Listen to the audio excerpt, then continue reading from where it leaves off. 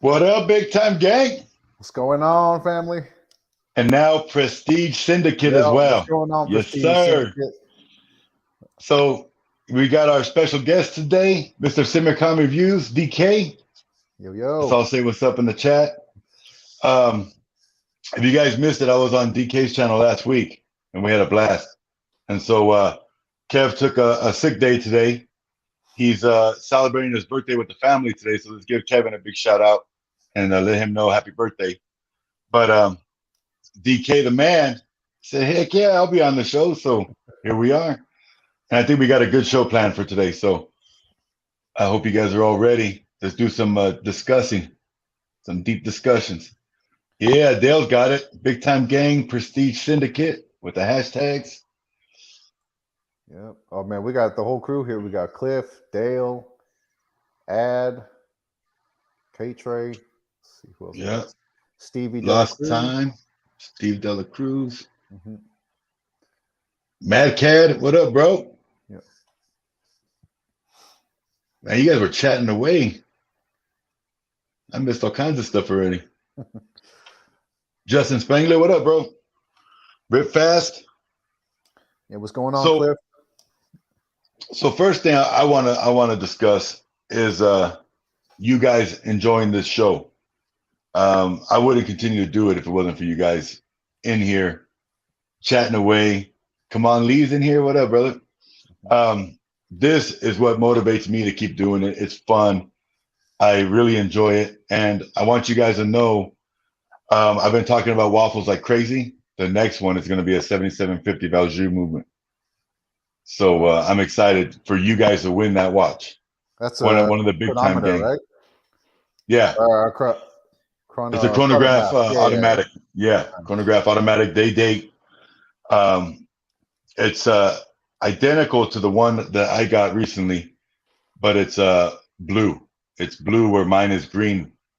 So it's a super dope watch. And I'm working with the collector that owns it. He's going to send it here to me. We're going to raffle it off, and I'm going to give him what he needs for it. But I thought this, to me, it's awesome to be able to give somebody a super dope watch for super cheap. And so this way, you know, somebody could win it. I think I'm going to set the price maybe 20, 25 bucks. Somebody could win it for 25 bucks. Yeah, and the chances are really good, right? Like, how many tickets do you sell? Yeah. Normally between 30 and like 50 would be the max. Oh, yeah, so, those are super good. Yeah.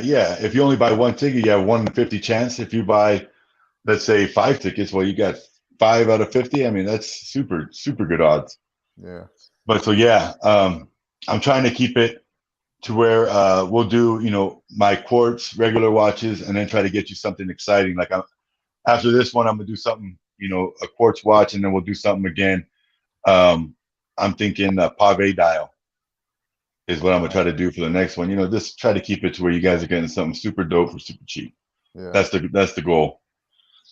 But anyway, enough about that. Does limited edition matter?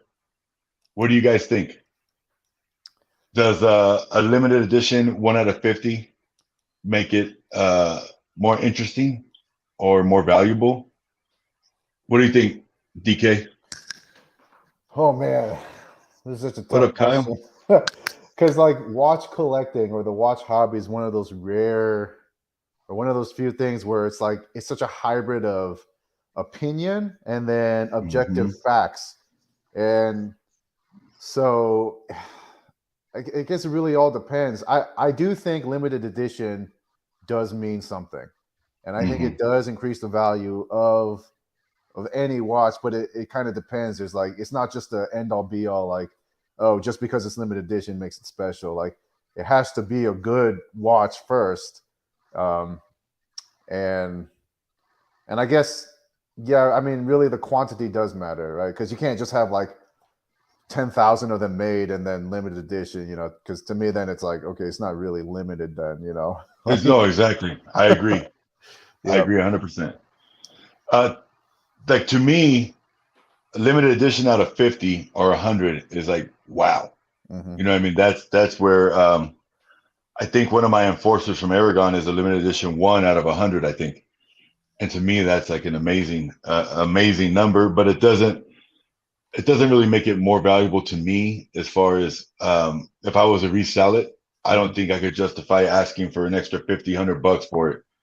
And if it was number 50 out of 50, or if it was a non-limited edition, I think, like you said, it matters the status of the watch, not just the quality. You know what I mean? It's uh, obviously it's always, what do you call that? Supply and demand.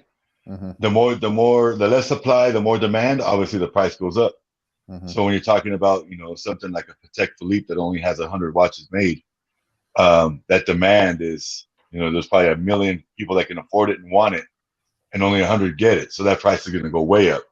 Mm-hmm. And the league I collect, I don't really know if justifying, a couple of $100 more for the limited edition is justifiable.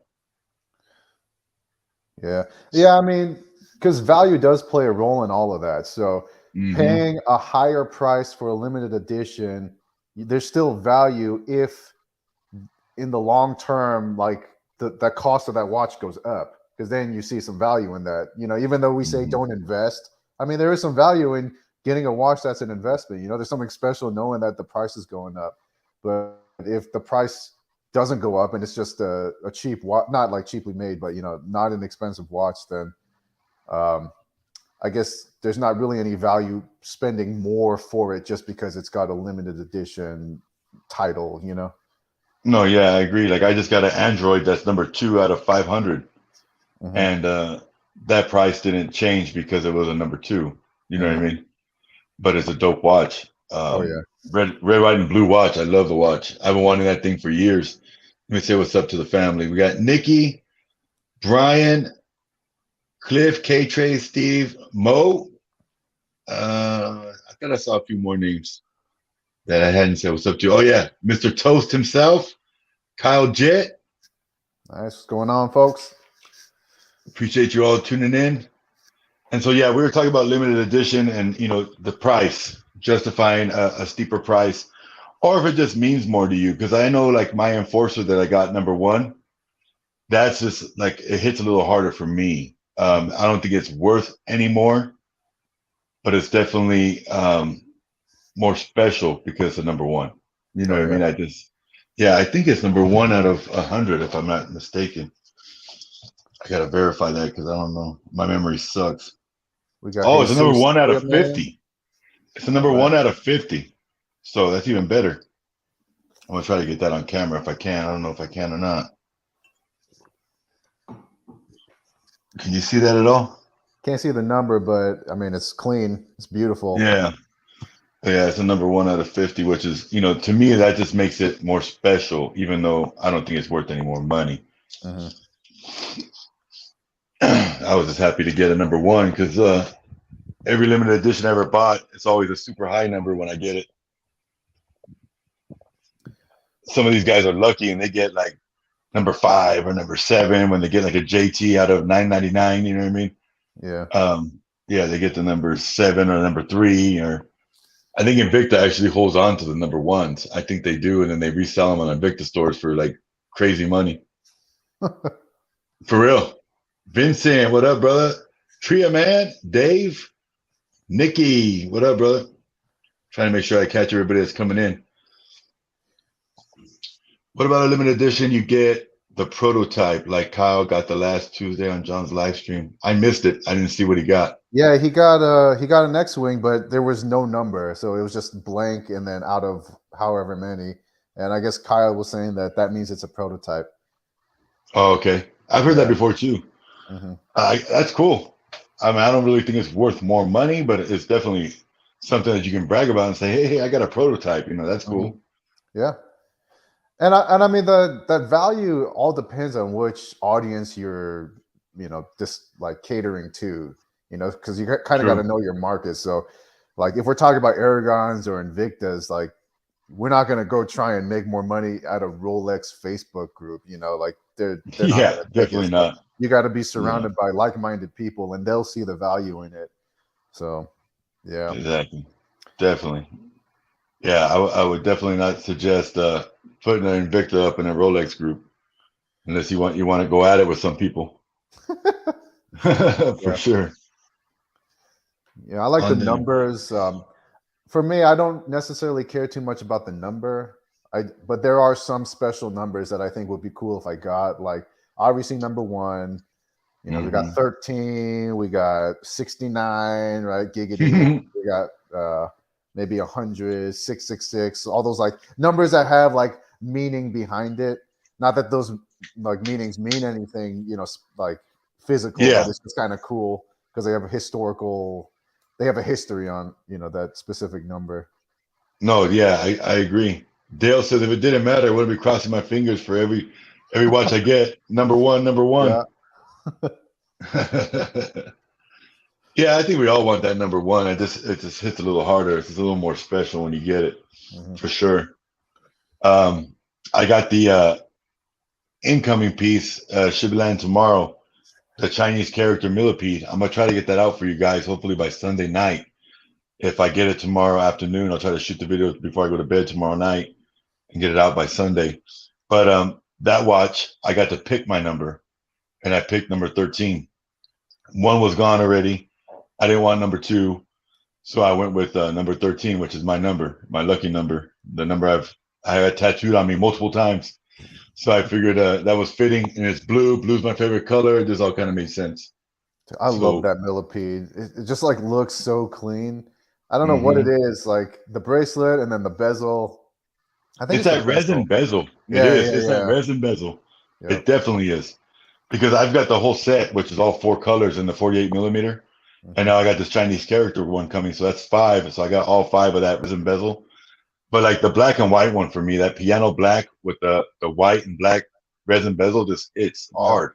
Yeah. That watch, almost every time I pick out a watch daily, I want to wear that watch. I want to grab it. It's just like I don't know, it's perfect.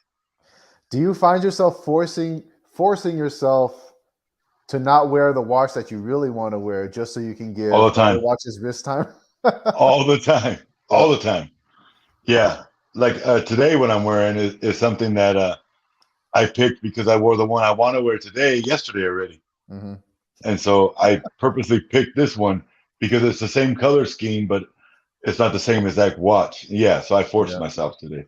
Sometimes you gotta just go with your heart and be like, it's fine if I wear the same watch 3 days in a row. Yeah, you know what's funny though is like, even though it doesn't matter and no one would ever give me a hard time in my group Big Ass Watches, I won't post it multiple days in a row. Yeah. So like if I wore a watch to say today and I wore it over the weekend too, I just won't post the weekend.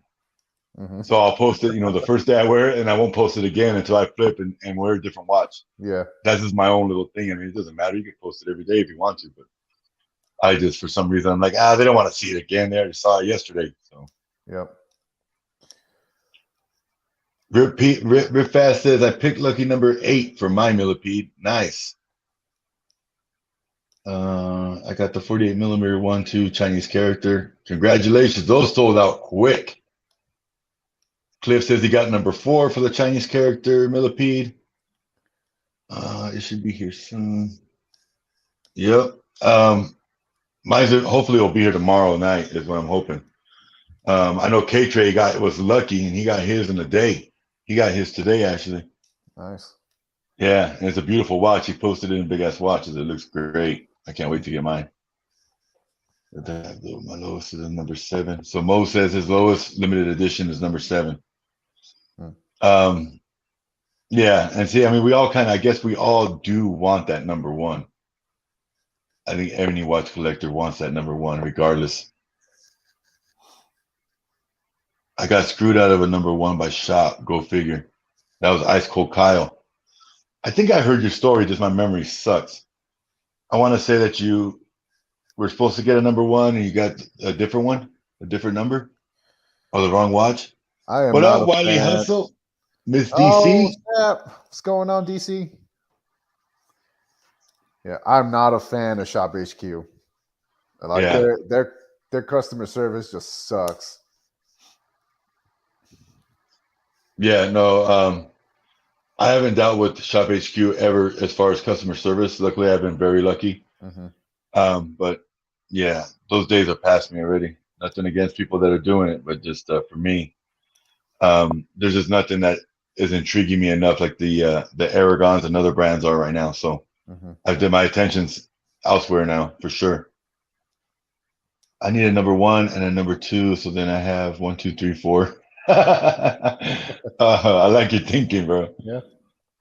So, you know, one thing that I wanted to talk to you about, DK, is we collect opposite. And what I mean by that is like I'm a creature of habit. I like routine. I like stability and my whole life in general. If it works, I keep it that way, and I'm very rarely out of the norm. I stick to what I know and what I like, and that trickles down into my watch collecting. So, like, for example, when I had 63 Grand Octanes, all the same watch, I get a watch, I love it, and then I'm not just happy with having that one. I want multiple of the same watch, and I've done that throughout my whole watch collecting career in the last 10 years. Where every time I get one that I'm like, ooh, I like this, I want another one, I go and I find a different color. I was just talking about the millipedes. I just got the 5th one on the way.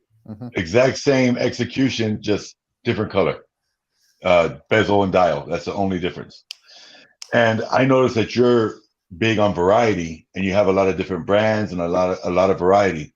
So to me, looking at our collections as a whole, we're completely opposite in that aspect where I stick to brands that I'm comfortable with and I know, and then I stick to styles that I know and I don't really go out of that.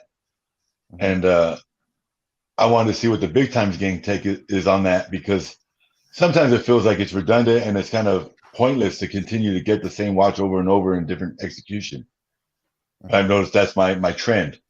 For you, how do you choose a watch and how do you keep your collection at such a variety and such different brands? You know, you have a nice mixture.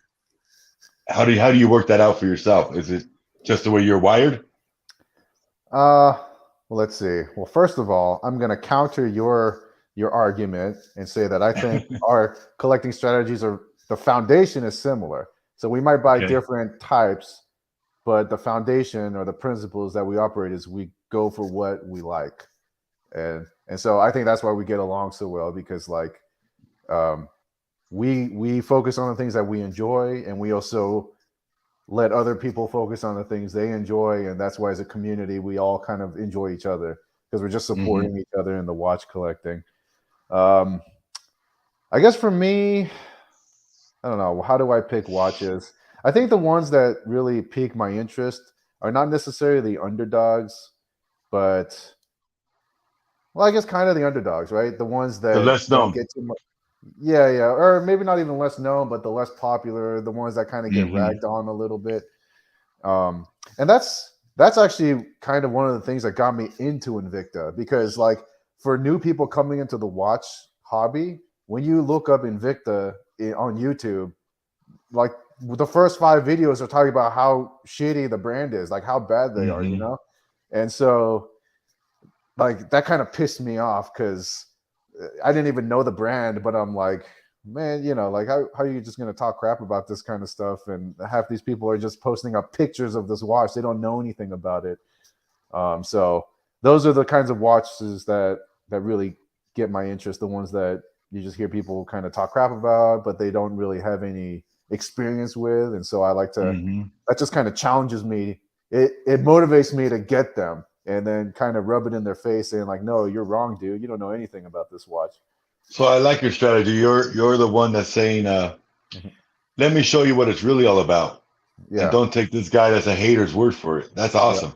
Yeah. I actually really like that approach. And see, like, for me, getting a new piece is always me first, where I have to really want it and like it. And then it's for the big time game to see something they haven't seen yet. So, but it has to appeal to me.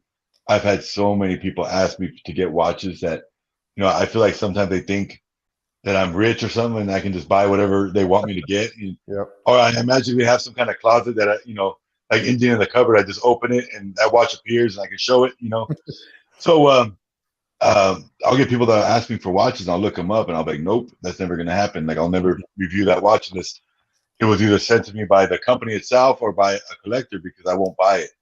And that's my own, like, why would I get a watch that I don't desire and I don't want? I can't do it. I just, even if it's a $50 watch, it Oh, I doesn't mean, make sense to me. I won't buy a watch that like I'm not interested in at all. But you know, if it interests me, like it's just another thing that pushes me even harder to get it. No, I understand 100% what you're saying. I think that's cool though, because people that are actually looking for a non-biased opinion and the truth get it from you, and that's super awesome. And on that note, super chat.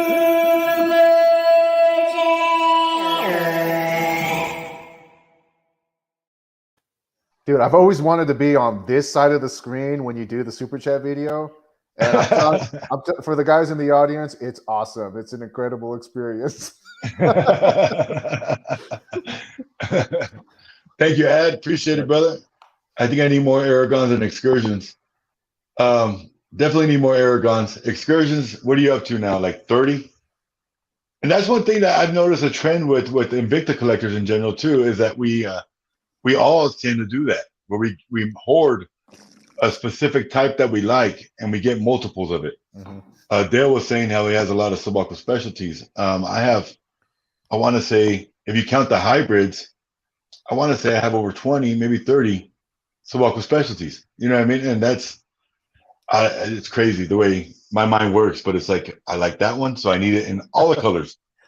I like this one, so I need all the movements that came out with this one. You know what I mean? And that's the way it is. I mean, there's nothing wrong with that. You know, the only time that becomes an issue is if you are putting yourself into financial ruin just to get the same thing multiple times. You know, but if you can afford it, you know, and you can enjoy life, then more power to you. I think you should never put yourself in financial ruin for a watch. 100%. Never. Heck no.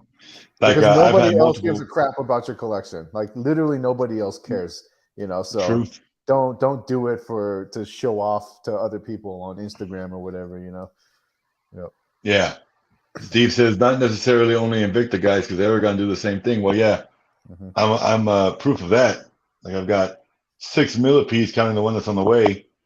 How many of the same watch do you need? You know what I mean? But and I'm not dogging it. Don't get me wrong, fellas. I'm not dogging what I do. I just know that a lot of us do it, and I just saw that DK collects a lot more of variety than I do, and so that's why I was kind of comparing, you know, the way we collect, the differences. Like Vic just jumped in, and Vic's on his way to 64 Magnums. So you know, I mean, that's what we do. You know, some of us do that, some of us don't. I remember when I posted my state of the collection video. This was like early in YouTube when I first started, and I got a lot of negative comments that weren't like hurtful, but just like, bro, you need more variety. Because I had a lot of the repetitive pieces where, you know, I probably had like out of maybe, let's say 60 watches, there was only maybe 20 different types. It was all basically, you know, like 5 of this one and 5 of that one, which were the same model, just different colors, you know. And I was like, wow, you know, he's kind of true. But at the same time, I like what I like. And so, you know, nobody's going to tell me what I should or shouldn't collect. But I just thought it was funny, and the differences between you and I when you look at our collection as a whole. Jesus said, I'm on my way to 3 trios off my butt off. Nice. Yeah, Jesus has picked up that Bruce trio from me. I got it yesterday. She sent me a wrist shot. That thing looks great. That was one of my favorite colorways, is that Bruce color, the black and blue. Oh yeah. It just hits hard. Yeah, it just looks good. I'd love to get a millipede that was black and blue. That would look super dope. That would look sick. Yeah, that resin bezel in blue and then all black case and bracelet. Yes, please. I got my first Renato coming Monday. Nice. I've reviewed a few Renatos. Mr. Michael Carson sent them to me a couple of years back. But he sent me smaller versions, and I wasn't impressed that time because I was Mr. It's got to be a giant or else I don't wear it. I'd really like to do it again and see him again. I have to hit him up and see if he can send me some Renatos, because they were nice quality watches, but I was a size snob. I was like, nope, too small. That don't sound right, but you know what I mean. millimeters of the watch case. All right. What is this? I loved when I started my Twisted Metal collection. I could get different styles, watches, but the face of the watch was the same. Took me a couple years, but I found all the original Swiss made pieces. I remember that, Mo. Yeah, and that's cool too that they did that, you know, and that's like if you're collecting the blue label or the purple label, you can get a whole bunch of different models of the same color execution. But like you said, the Twisted Metal.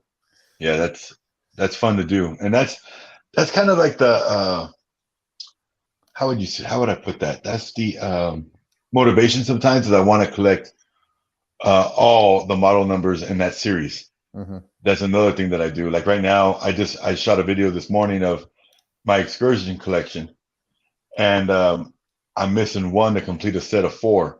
And so in that video, I say, if you know somebody that's got one and they're willing to sell it, hit me up because I'm looking for this last one to complete the set.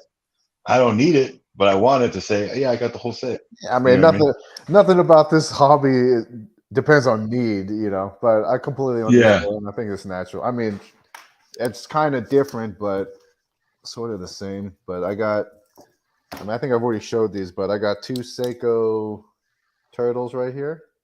But I'm thinking about getting another one, just the black dial and regular bezel, just to kind of like complete the set. Yeah, those are cool. Yeah. Yeah, and yeah, I think a lot of us have the same issue where we just you find something you like, you want more than one. It's just, I think it is what it is. Oh snap! And on that note, another super chat. I gotta find it.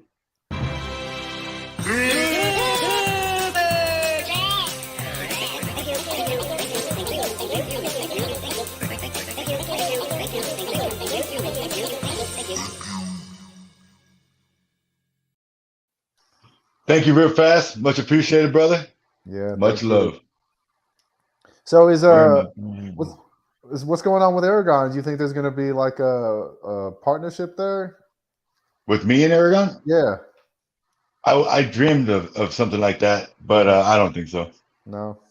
No. I know he's gotten burnt but in the past by another YouTuber, and I don't think he's interested in that no more. And he's doing well on his own. I don't think he needs that partnership.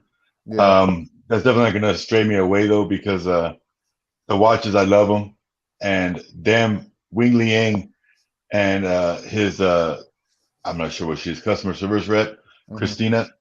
A lot of the people in this chat have dealt with them as well. They're just awesome. Yeah. The fact that a CEO was willing to comment on my YouTube video showing his watch is huge to me. I've never got, any other brand ever wink an eye at me, let alone comment on one of my videos. Yeah. For me to be able to message him one-on-one and he messages me back, that's huge. And, that's just proof of that he actually means what he says and is true to the collectors are, the passion that drives him to do what he does. And his prices also, I mean, he gives these watches away. His introductory prices on watches is crazy low. Yeah, for the quality you're getting, I'd say it's probably half of what Invicta would charge for the same watch. Yeah. Hey, Jesus, this the Seiko Turtle. I want to say it's the SRPA. I can't remember, SRPA 20 something. I can't remember the. If you Google Seiko Turtle, it'll pop up, and then this is the gold version. These are not how they come in the box, though. I modified them with the bracelets and the bezel inserts. Yeah. I like that the braces are different, but they're like solid for the first like 3 links like that. That's cool looking. Yeah. Yeah, instead of being multi-link, it's like a solid piece. You did that on purpose, obviously, right? What, for the You bought bracelet? them that way? Yeah. Wing doing good on his own, I think. I talk to him every day. Yeah, no, definitely. He doesn't need me. I would need him more than he needs me. And I would love to have that type of relationship where, like, I could debut an Aragon, a week or 2 before it comes out and show you guys what it's all about, give you my take on it, and an honest take. That's one thing where I'd be really touchy and have to do like a contract or something to say, hey, I'm going to give my honest opinion. If I think it's not for me or I don't like it or there's something wrong with it, I'm not going to be obligated to just talk nice about it, because that's the last thing I want to do. You guys is be like, it's a great watch, and then you guys get it like, this is crap. You know what I mean? Yeah. That's the last thing I would do. So I mean, honestly, the way I'm doing it, I think this works great. Yep. But, and of course, I think every YouTuber's dream is to be sponsored by what they have a passion for and they love. And obviously, if we're doing YouTube, we love it enough that it's kind of consuming a part of our life. And so it'd be great to get some kind of support from a big company and say, hey, we see you and we want to help you out and continue to work with you. That'd be great. But we'll see what happens. I still got my Christopher Ward though. Nice. Yeah. I'm honestly I've worn it twice. Okay. I've worn it twice. I haven't posted it in my group though, because it's not a big ass watch per se. Yeah. But I'm honestly considering seeing what they would ask me to pay for it and buying it. I like it that much. Where at first I was like, I like it, but I'll just send it back. And the more I wear it, I'm like, yeah, I think I want it. If they would give me a price that was significantly cheaper than what they sell it for on the site, I'd probably buy it. Yeah. I haven't hit them up yet though, because I'm scared. If they say it's a price that's on the website, I'm gonna be like, yeah, peace out. And not because it's not worth it, just because I'm not willing to pay that, and I don't got that fat of a pocket to drop that money on it. Yeah, I got you. All right, take it easy, Vic. He's going to eat dinner, I guess. Yeah. Nice, Vic. Have a good one. As I grow my watch collecting, I want to experience other brands. Agreed.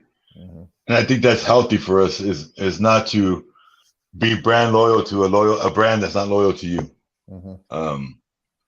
No offense to anybody that's brand loyal, but I was brand loyal for a long time, and it's because I liked the watch, not because of I felt like I had to be. Yeah, that's the way you got to do it. Like you don't owe the watch company anything. You just owe them the joy that you get from them. Exactly. Yeah. Yeah, but like when I would get asked by people like, have you saw this brand? Have you tried this brand? And I still do to this day. And I'm like, no. And like, why am I so narrow-minded? Why don't I branch out and try other stuff? It's because every time that I would see a watch that would be, let's say, a Ballast or any other brand you could think of, and I look at the specs and I'm like, yeah, but I could get this Invicta for cheaper, and I want this one more. You know what I mean? Yeah. So that's always what pulled me, and so I never really went out of the box, and I'm definitely going to start doing that. If Aragon stops dropping so many damn new watches, then I could definitely do it a lot easier. Just saw that one I sent you the link of earlier today. That I think it's called a Matador, but it's got that steel bezel and yeah, that looked good. It's a good looking watch, and I was like, oh well, I'm gonna buy that one. Like I already know I'm gonna get one, so that's the way it works for me. Pet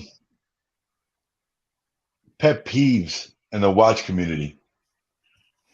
That could be a sore subject, or that could be a fun subject. Let's make it fun.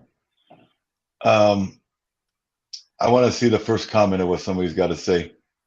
Yeah, I'm curious to say, what's your pet peeves in the watch community? It could be good, it could be bad, it could be whatever. But what's the first thing that comes to mind when you hear that?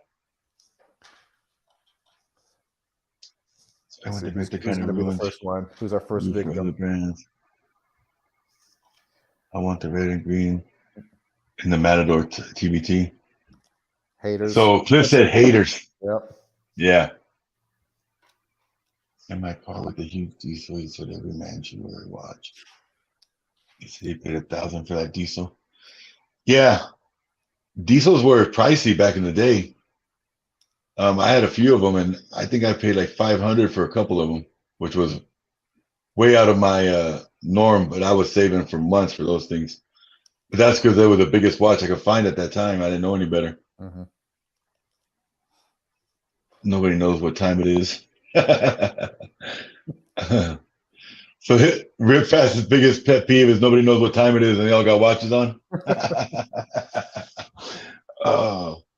So DK, what's your number one pet peeve?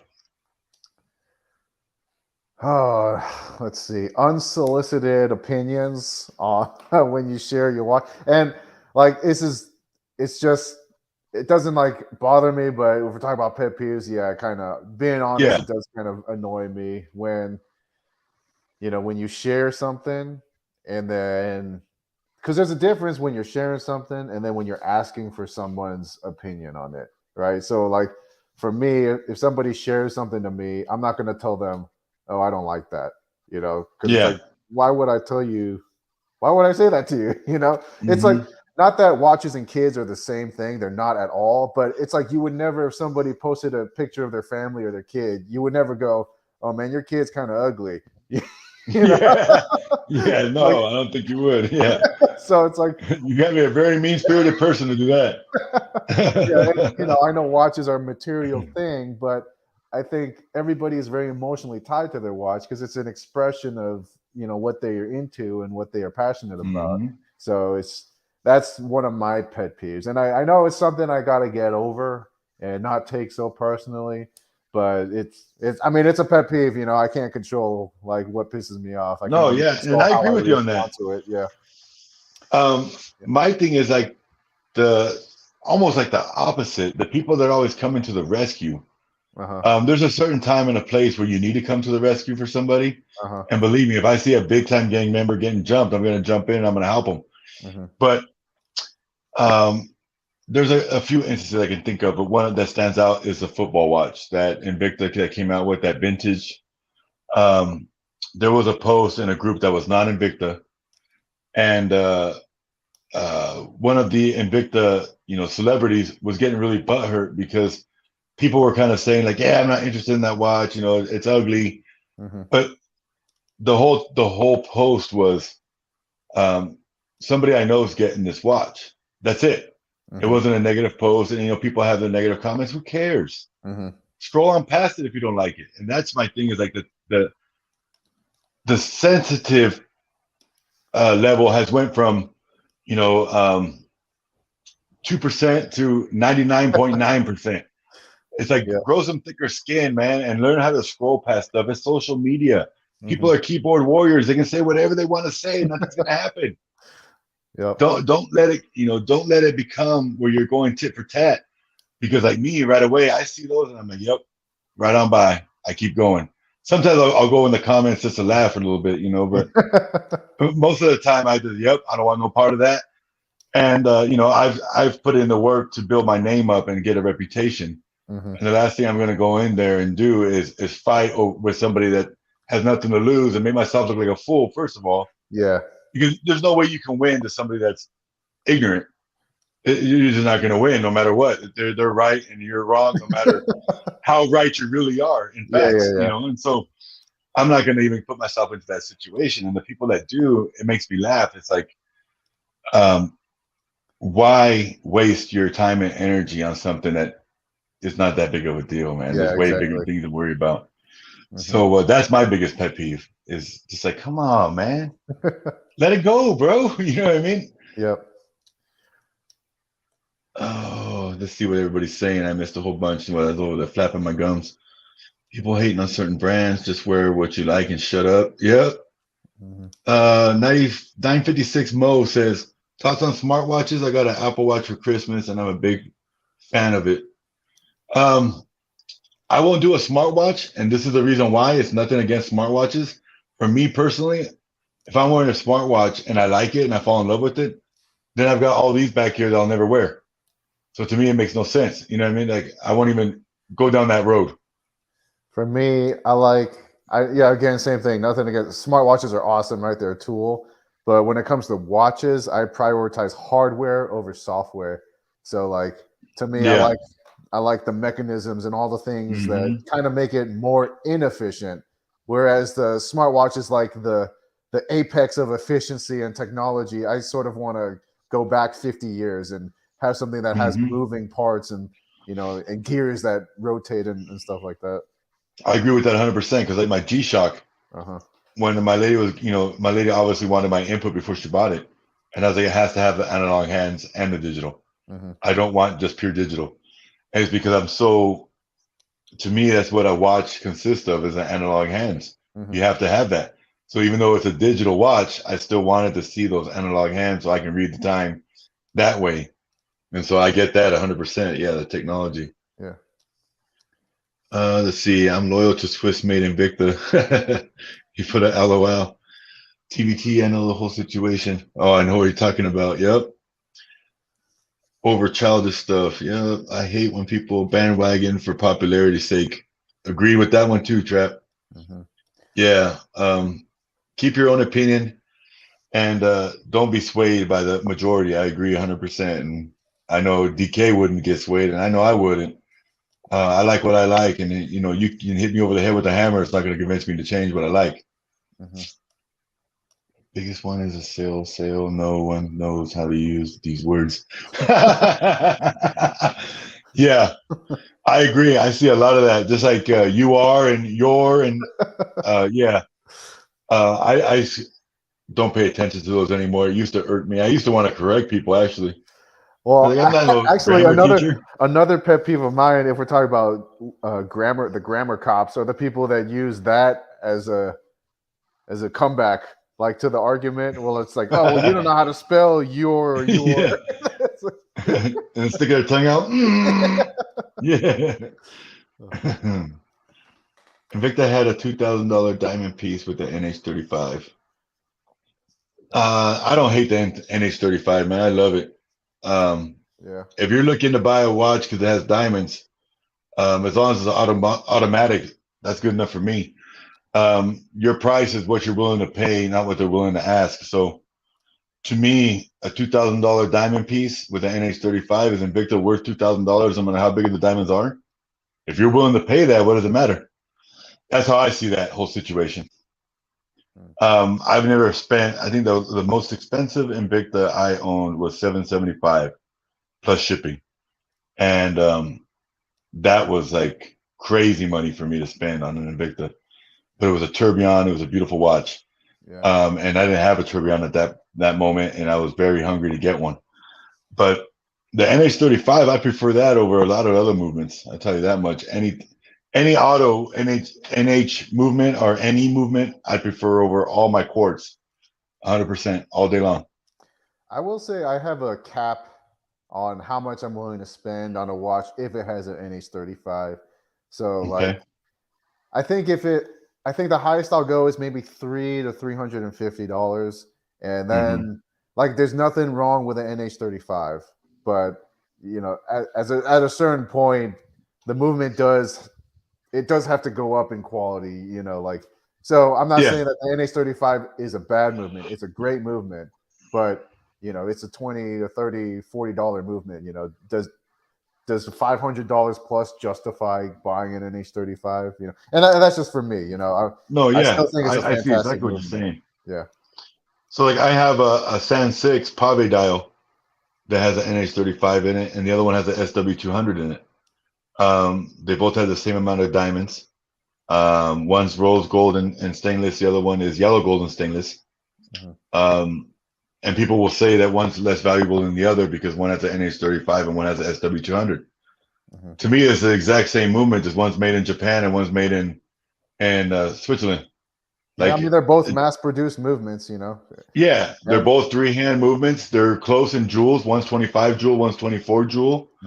They both have about the same size rotor on the back. You know, you want to get tit for tat. I mean, what's the big difference? Because it says it's made in Switzerland. You know, that makes it where it's worth more money. To me, it's basically the same thing. Yeah. And each one of those watches is easy $600. But I value them the same, even though they have two different movements in them, and one's an NH35 and one's an SW200. Yeah, I mean, you know, finishing and all that other stuff does play into, you know, that assessment of value too, not just the movement. Yep. And I mean, it all, like, I'll always say this: it all boils down to what you're willing to pay. Is what makes it how valuable it is. Yeah, I mean, that's really what it comes down to, like what your comfort level is and what you like, you know. Like when I'm selling a watch, I sell it for what I think I would pay for it. I'm not selling it for what Joe Schmo's selling it for, and I don't give a crap what you think you should pay for it. If you don't want it, don't buy it. You know what I mean? That's how I see it. And so, like, my Trias, I paid way more than I'm selling them for. And when I sell them, I feel like if I was to buy a Tria off of somebody, I'd be comfortable with this number. And that's how I said it. That's what, all my watches is, I don't want to go too high and make it to where it's like, a haggling battle or I'm ripping somebody off. But at the same time, I'm not going to go super low because I know what I got. I know how I take care of my watches. I know they're mint. I know what I bought it for new. I know what they sell for used and beat up. So I'm, somewhere in the middle. But I've got a lot of people that try to haggle with me, and it's like, nah, I don't need your money. I'm selling it because I want to continue to get a different piece. That's all I'm doing. So that's the value is in the beholder and whatever you're willing to pay. If you really want the watch, you're going to pay maybe over that price. If you don't really care for it that much, you're going to skip on by it until it's low enough where you say, I can justify spending that much money. And selling is really a skill that you develop over time, the more experience you have in the community, because then you understand how much you're going to pay, how much it'll sell for, and how quickly it'll sell based on that price. And all those variables, you kind of go like, okay, this is where I'm comfortable at selling this watch because I know what the results are going to be at this price. Yeah. And that's the difference between somebody like me that's a dummy and buys because I'm a collector versus somebody that buys because they're a seller. You buy low and sell high. I buy high and sell low. So I never make money on a watch, but I try not to go in debt for my watch either. But I got into that argument. Don't think of it like you're losing money. I'm not, because I got to enjoy it. Yeah, exactly. You're spending for the experience, and that's worth it in and of itself. And I said it wrong, but yeah, I feel the same way. I'm not losing money. I'm passing on an experience, and I got my pleasure out of the watch. So definitely, yeah. Because I wouldn't have got it in the first place if it didn't catch my eye, and I said, "Ooh, I need that." Yeah. And then after a certain amount of time, I'm weird like that, where I'm like, "Yeah, you can go now. I want something different." And especially with the wall of watches behind me, it's just like, yeah. If I'm not getting rid of one to get one, it's kind of like, do I really need another one? Not really. K-Trey. Yeah, he's rolling out. He's going out. Is he? Yep. All right, brother. Appreciate the super chat. Have a great night.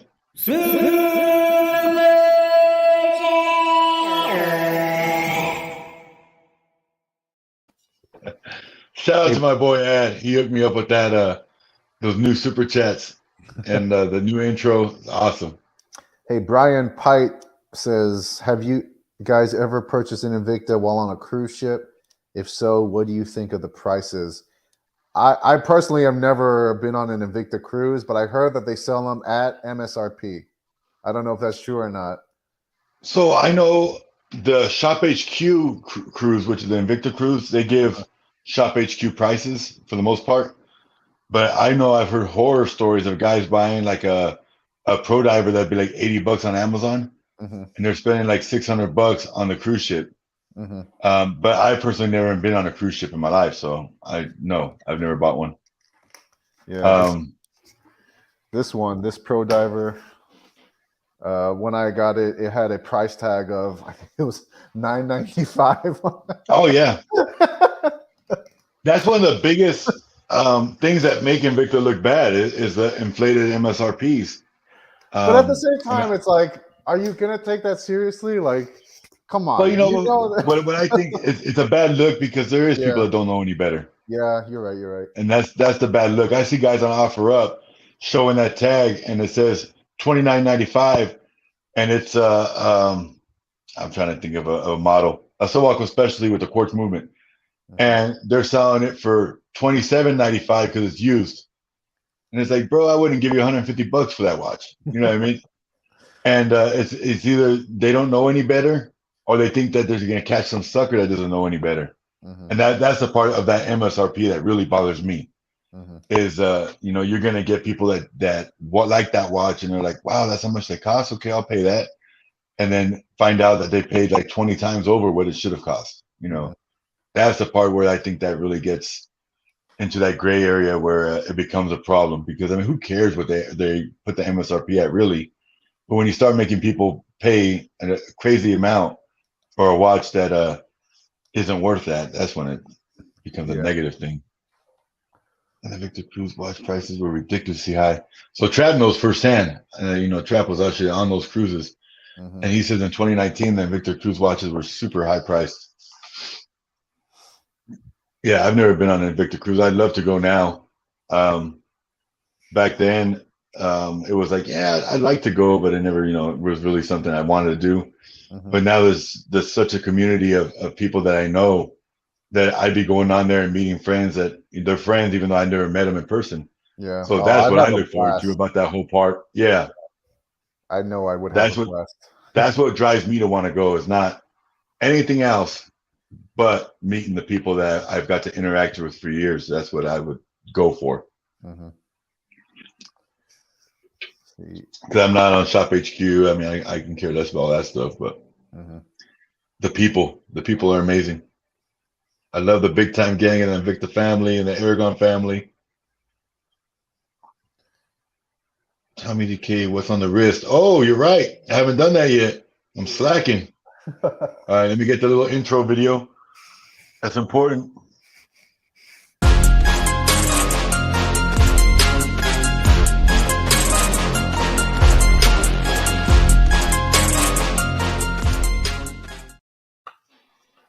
All right. All right, guess first. All right, let's see if I can. I'm going to turn on the light here. That might be too bright. Never mind. I'm turning that off. All right, so I'm such a hard thing to do. Yeah, still rocking the Phoebus. Here, maybe if I lower the brightness, does that make it better? Yeah, that looked really clear right now. Yep. Here, right there. So it's kind of hard to see, but it's a sunburst green dial with a right there. Ooh, yeah, you can see right there. Yeah, right there. Yeah, right there. Steel bezel, engraved markings on the bezel with a red pip.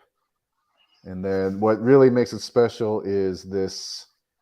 I think it looks like snakeskin, but it's like a style of Jubilee bracelet that's just super cool. That is super cool. It is. Yeah, it's dope. It does look like snakeskin, like scales. It's called the Kraken. So I think they're intending to make it look like a like tentacles, but I think it looks like a snakeskin. And here's the case back.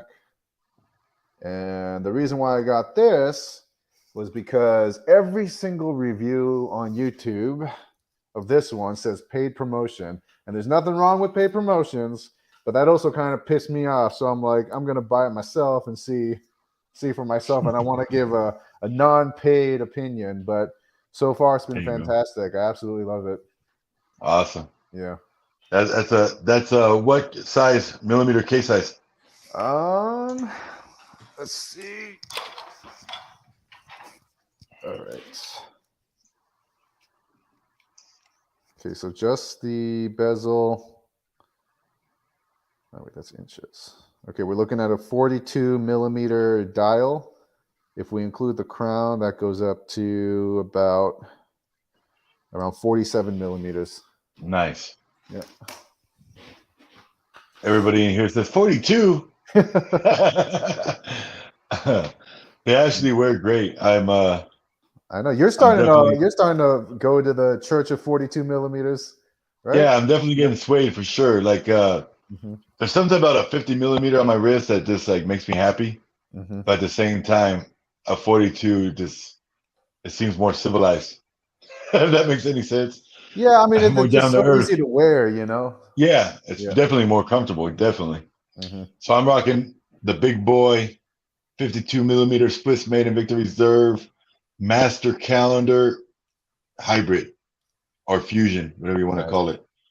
This is on a black bracelet. This was one of those watches that I had to have, and now I never heard me everywhere. It's one of those that I chased for years. The Master Calendar with the Swiss made at the 6 o'clock was like, I had to have all the executions. I got a couple of them, but they're very hard to find. And now I think I've worn this watch maybe twice. I've owned it for like a year.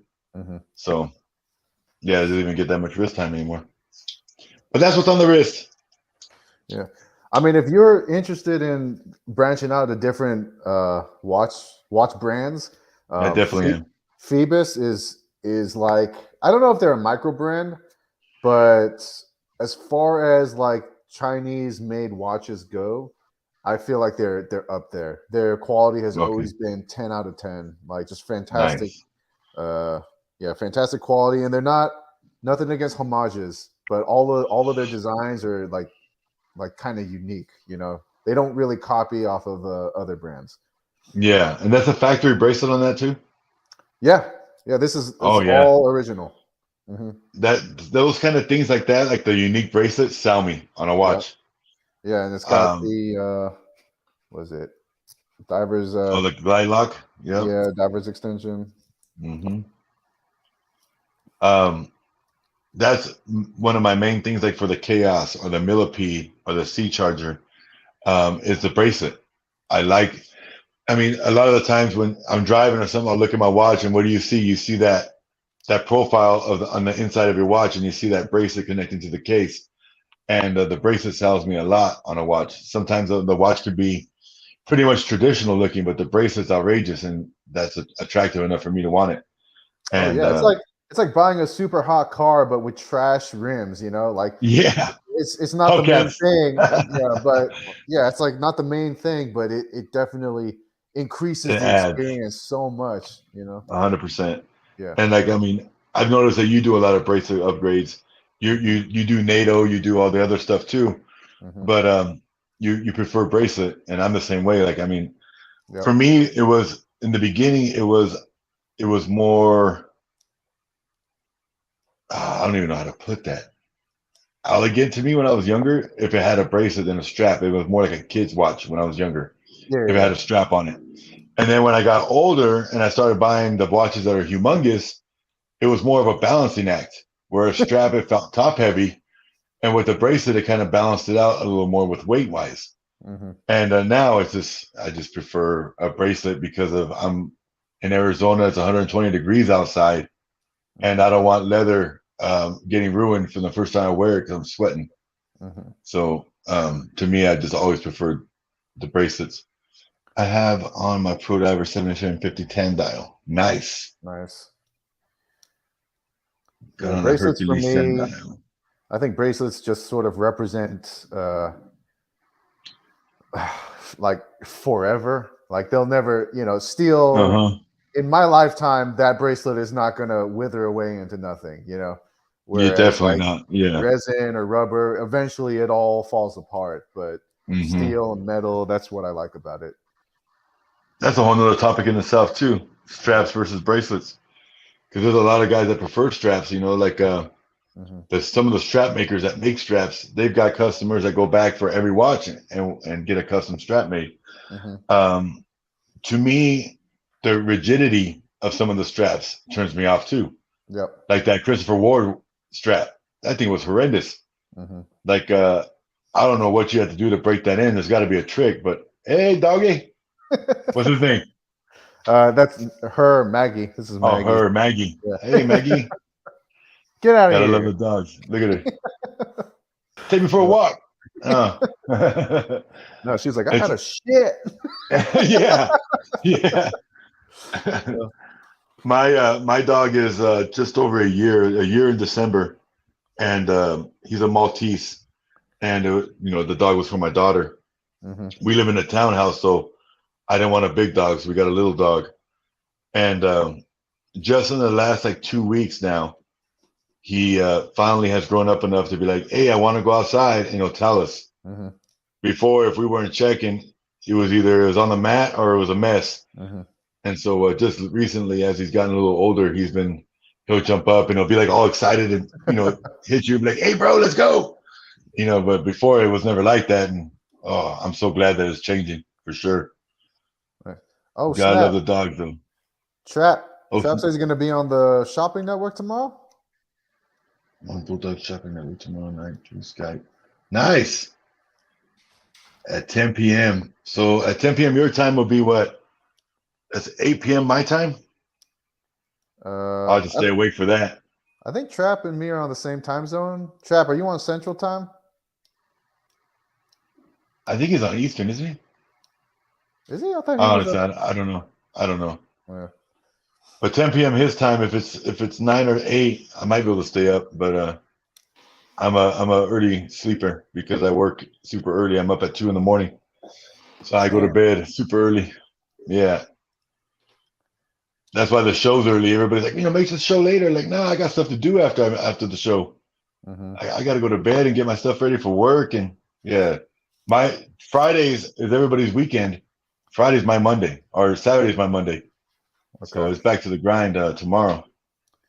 Yeah, I used to be all about that, waking up early when I was younger. Like I used to wake up at 3 so I could like go run, do a 6 mile run every day. And I was thinking like, man, I'm never gonna change. And then I had kids, and then that changed everything.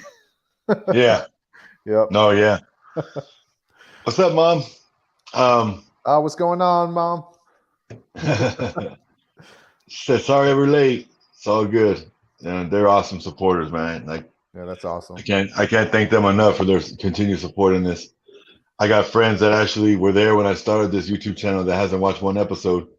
My mom and pops have been there since day one. That's where the true support shows. Do you know what was the first day you started? Like you uploaded your first video? I don't know the day, but I know it was late September of 2018. Late September of 2018. Oh, I think you and I like started right at the same time because I've been tracking mine, and my anniversary, I think it's 4-year anniversary, July 28th of 2018. So I started right before you did. Oh, nice. Yeah. Yeah, and then Trap started right after me. I think it started in like October or November of 2018 as well. Okay. The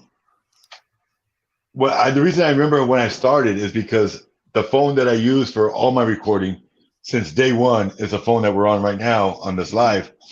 And I got that phone as an early birthday present in 2018.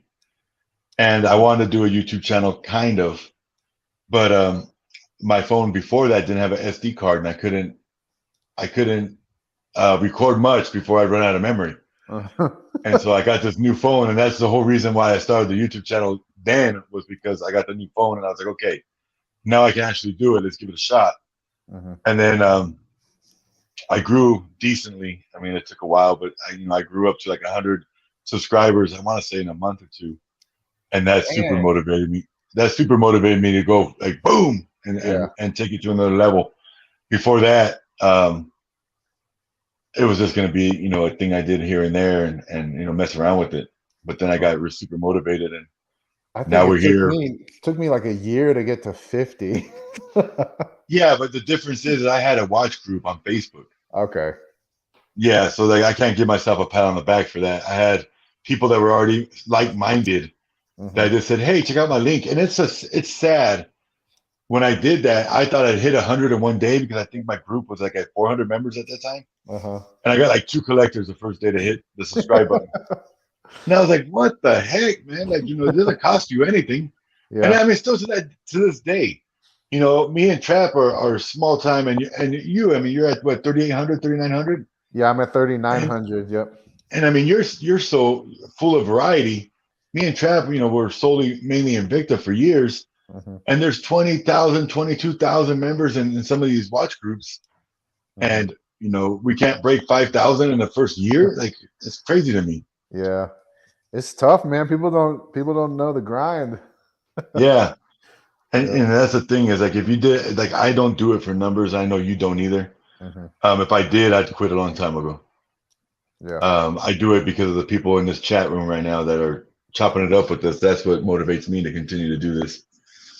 Is all the love that I get, and then just the knowledge. Like I was watching Dale's Facebook video yesterday. He did a live, and I felt like he was doing something similar to what I would do. And that's the kind of stuff I love. Is Dale, hasn't been doing collecting Invicta long, but he's already got the confidence to be on camera talking about the watches because he's learned a lot. And I'm not giving myself the credit for it solely, but that's part of that is I'm able to let people know what I know and help them to grow their knowledge and collecting Invictas and Aragons, which isn't there isn't a vast amount of knowledge that you need to know. You can kind of learn that by searching the internet, but it's kind of a little helpful when you have somebody that already knows and is telling you. what's going yeah, on and how to size it definitely. and all that stuff. It's a little more helpful. Yep. Like setting a Ronda 8040N, I had no idea how to get that day of the week to change. And it took me forever to figure out that the only way you can do it is you got to go through the 24-hour cycles. Like that Oh sucks. You know what I man. mean? But that it is what it is. And so, like the guys that say they pull their crowns on their quartz watches, to me, it's like, I don't want to reset that day of the week again. You know what I mean? So it's like, yeah, it's going to run until it dies. Yeah. And I do that with all my watches. They run until they die. Now, automatics, I don't believe in watch winders. So I'll set them when I put them on. But Yeah. I mean, there's nothing wrong letting them run out of spring power and just letting them sit, stagnant. yeah, Yeah. I mean, I would say if you don't wear it like once every 6 months, maybe give it a wind. But yeah, to me, I got explained this a long time ago by a watch collector saying an automatic, consider it like a motor in your vehicle. Are you going to let your motor run all night long while it's parked in the garage just because that's what it's supposed to do? It's supposed to run, or are you going to you're going to turn it off at night when you're sleeping, Yeah. and then rev it back up when you take off the next day? And it's like, that makes sense. It's got gears and lubricants and all that stuff in it, just like an engine does. Yeah. So, Hi, Mama, big time. I think we covered everything. What do No, you you guys wanted think? to talk about finishes, rose Oh, you're right. tone. Yeah. I completely skipped over that. So we're losing people like crazy. We've been on over an hour. Okay. And that's where my motivation always is. Once our attention deficit is gone, it's like kill the show. Case finish and color. Thank you for reminding me. It's on my notes and I missed it. That is super important to me when it comes to certain finishes. And I want to know what you personally think and what the Big Time Gang thinks. Case finish, color. So like examples: gold plated, rose gold plated, gunmetal, black, etc. You go on forever and ever.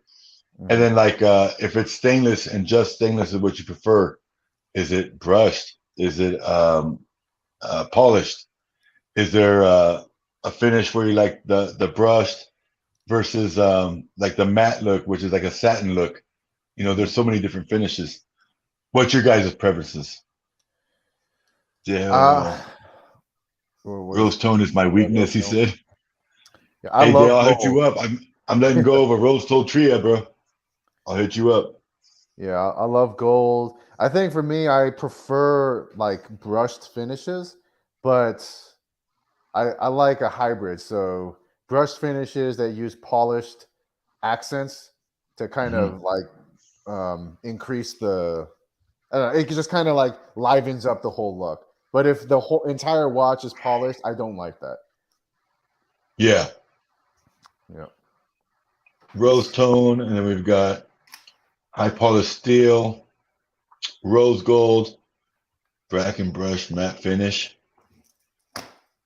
stainless and matte finish. I prefer brushed stainless.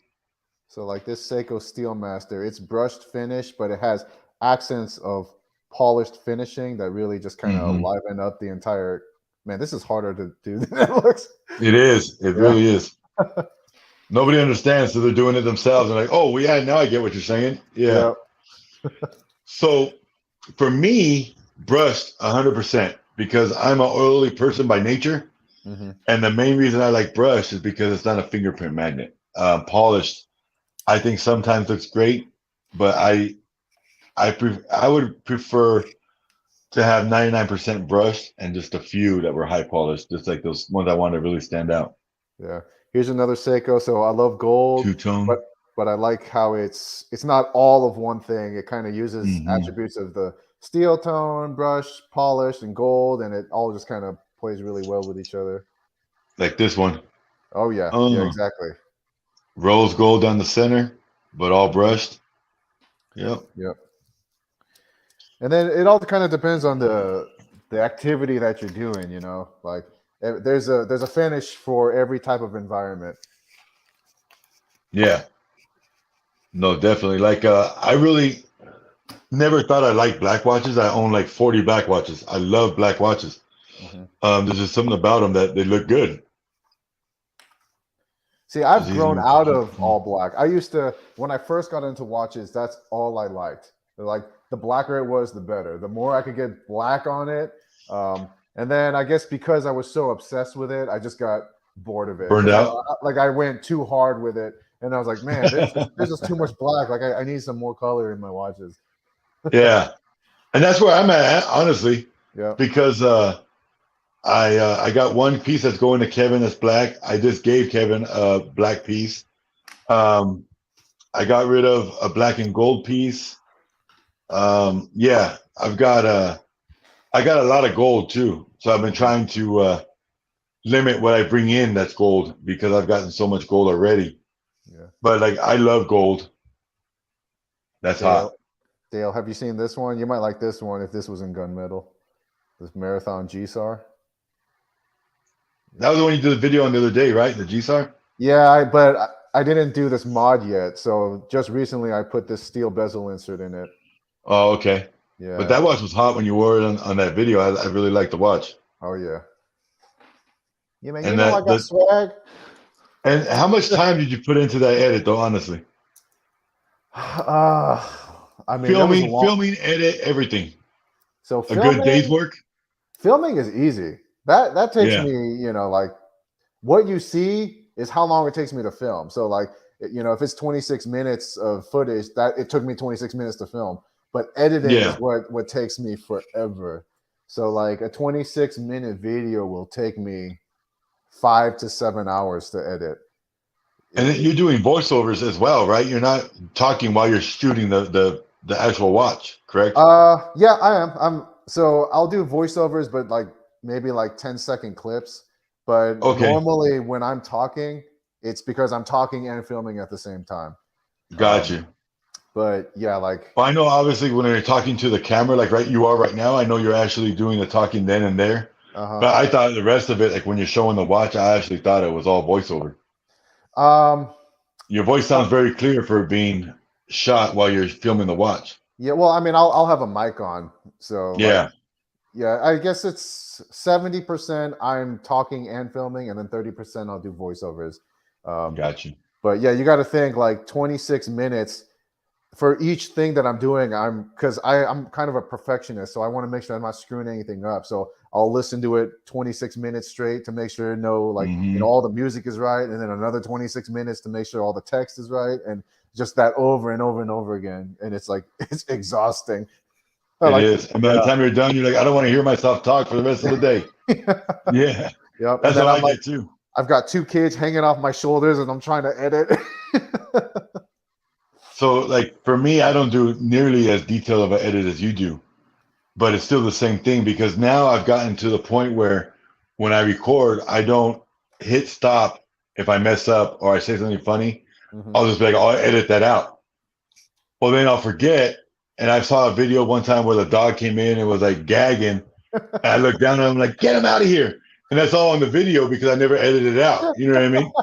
And so I really am meticulous with watching it now because I got to watch it, like you said, over and over to make sure that I didn't leave me coughing or gagging or something on there. Yeah. I'm one of those deep coughers. When I cough. And so, I'll let it just run and then I'll continue on where I left off and I'll edit that piece out. And then if you forget, you're like, what the heck's wrong with that dude? Yeah. You know what I mean? Yeah. Yeah, and that day that I edited like and filmed, that was not a good day. Like I couldn't speak right. Like I had to like go over and over and over again because like I kept getting tongue tied. And there's a lot of times if I didn't erase some of the footage, you just hear me like F-bombing, like F-bomb. That's funny that you say that because today was one of those days for me. I shot a couple videos this morning, and today was one of those days where like